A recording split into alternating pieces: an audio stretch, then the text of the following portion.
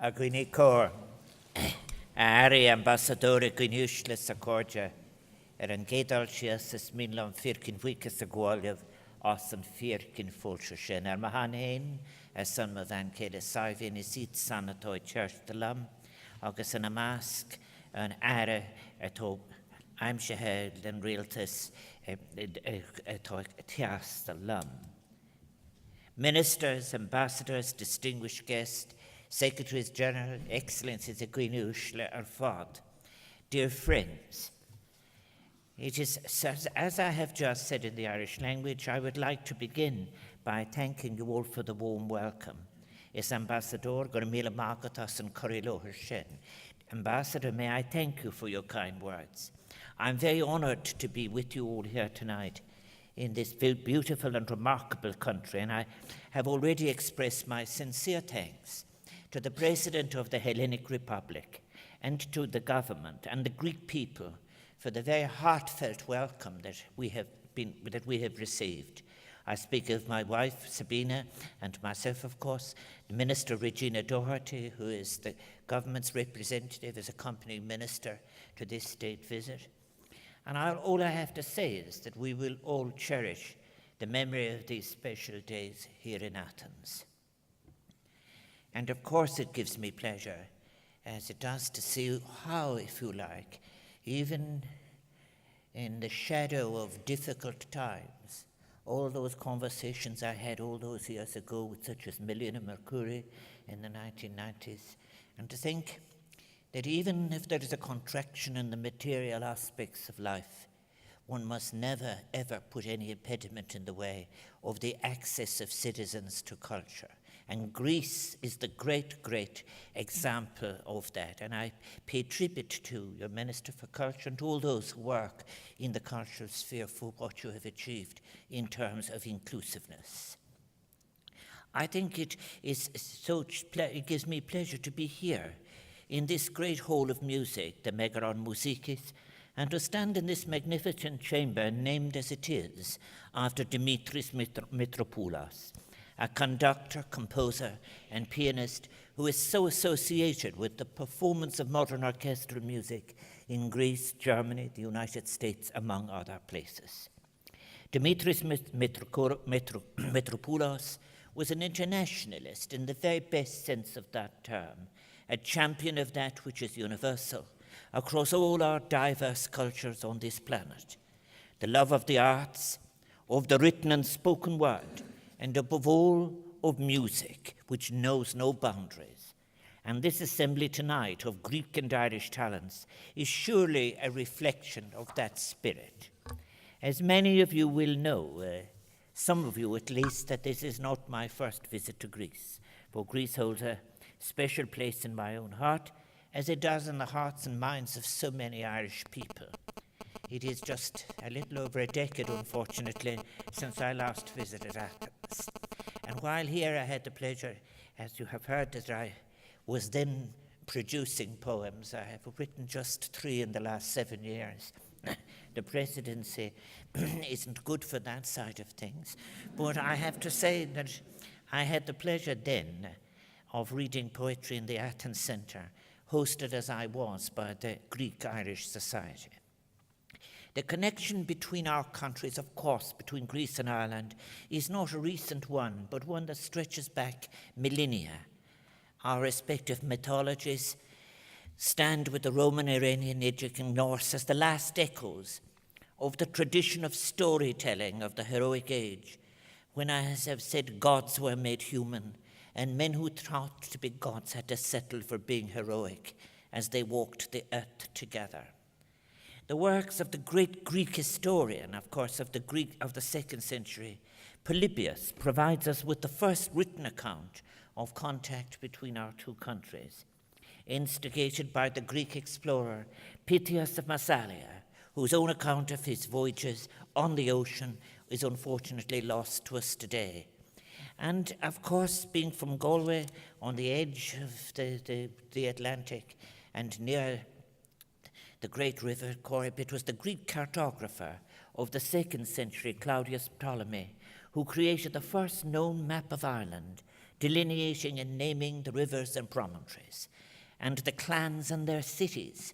Ptolemy recorded the name of the island as the same of that of its people, Iverni, from which the Romans would later derive the name Hibernia, land of winter.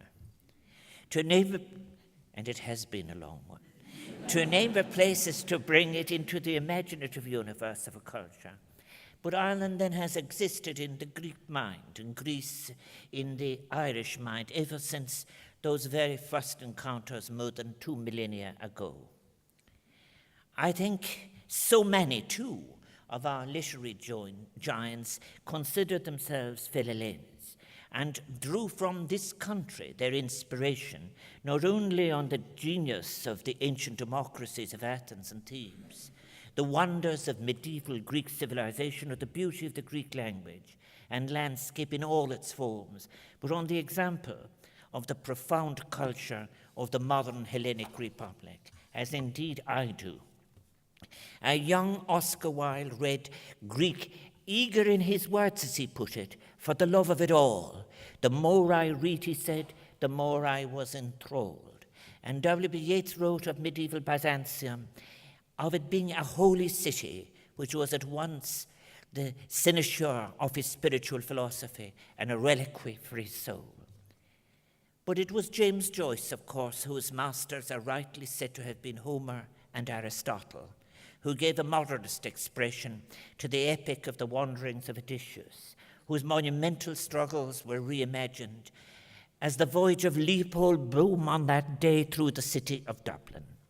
And Joyce's literary alter ego bears the name of the first Christian martyr, the Greek-speaking Stephen, and the architect of the labyrinth, Daedalus.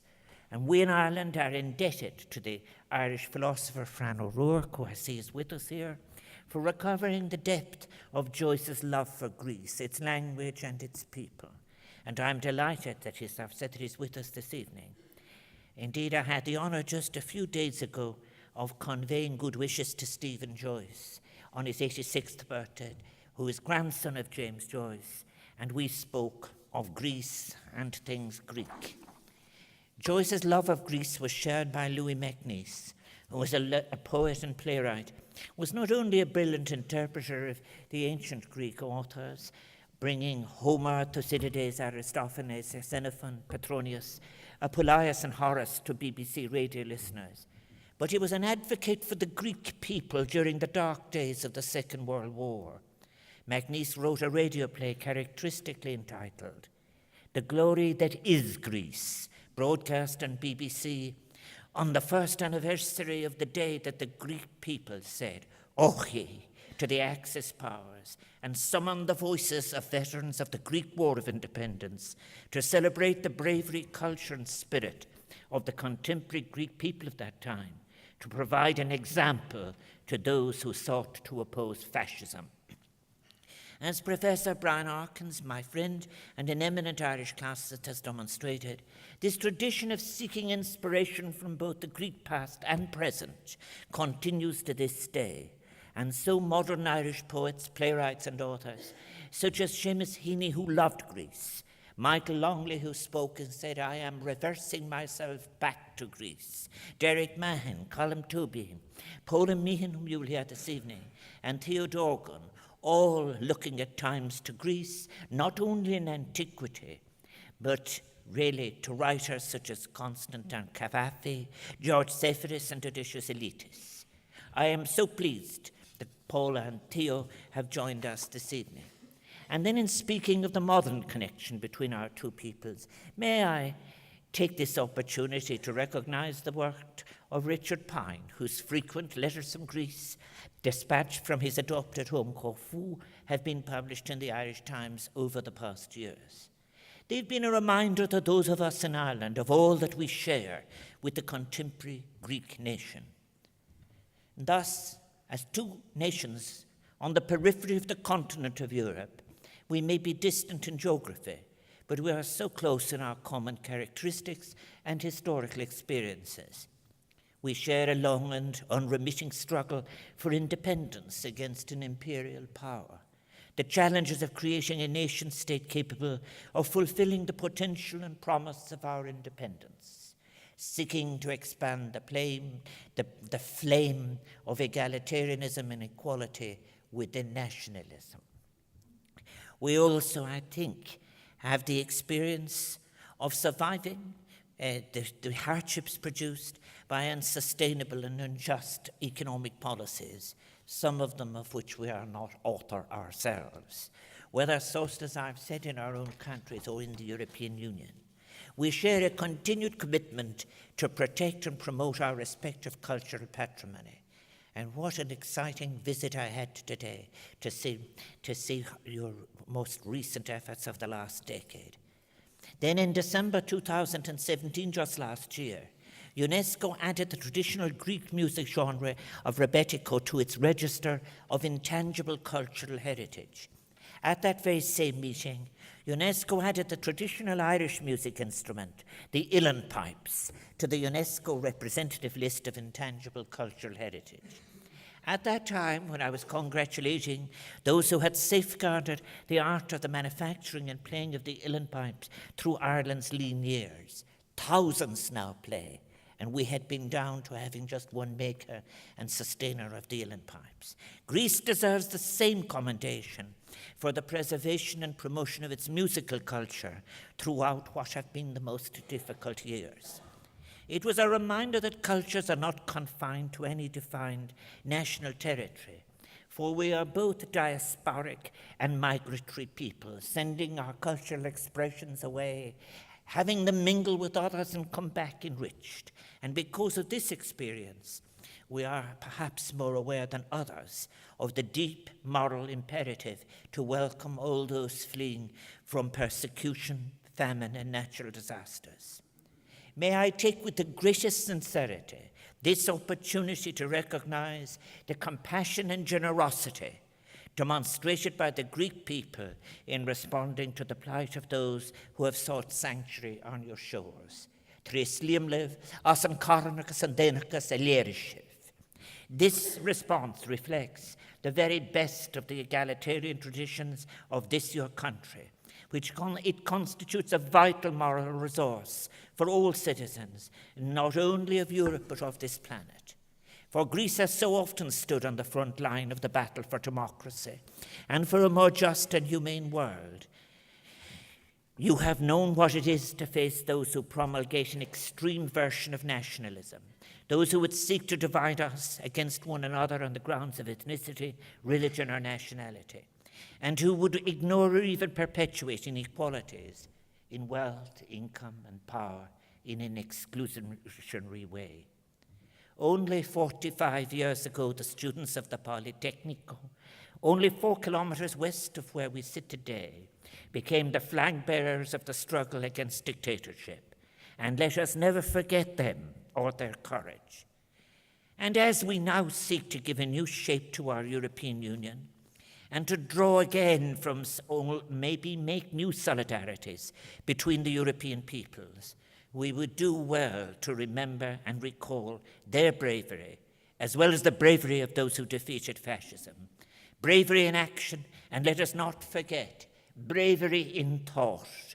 They imagined a radical new vision, and we would be well served by invoking some of the emancipatory vision and spirit of those days, and by bringing such a vision and such a spirit into the very center of the project we try to do together, the making of an inclusive European Union. According yield, dear friends, it is my special pleasure to welcome tonight the members of the Greek-Irish Society, which celebrated its 40th anniversary last year, and indeed all of those Irish who have made their home in Greece, and to those who support them and are interested in them. Community groups such as the Greek-Irish Society embody the relationship between countries, and their continued activity is an important part of diplomacy in keeping some of the Irish culture alive in Greece. I think of my friend Harrow Fisher, who accompanied me on that poetry reading 10 years ago. And I met with the Irish Institute of Hellenic Studies at Athens yesterday. The institute which has been facilitating the Irish study of Greece and its culture over 20 years, and particularly through our universities. And I thank them for their copy of their publication, The Lure of Greece, which they presented to me, and which documents Irish involvement in Greek culture, history, and politics. How well the book is named. It is so aptly named, The Lure of Greece. And while the rich texture of creative relationships over the decades and centuries is well established, I have been delighted to learn of the more recent initiatives and those that are planned for months to come. Collaborations between Greek and Irish artists, writers, filmmakers, actors, musicians, from Corfu to Samos to Thessaloniki. A fine example, of course, is the Athens Celtic Music Festival, which is now entering its 4th year this summer, in which many of those entertaining us here tonight are involved. That condition continues tonight. Níl ein havras aramach am Winneshev, Chana, Vispri, os and made the megger fall a nacht. Kiltori, agus locht the toy shinnem, os tradish un kil un Greek is erin. I have no doubt at all that you will all enjoy this evening of entertainment, what is to follow, be it poetry, music, song, celebrating our two cultures, with their rich echoes of the past, their great contemporary solidarities, and above all else, their rich promise of all that is to come from our future collaborations. Goramila Mahake is Winchana Vasaniha. I know that you will enjoy the night. It is a privilege to be here as President of Ireland. Mila Buikas, Goramila Mahake. Thank you.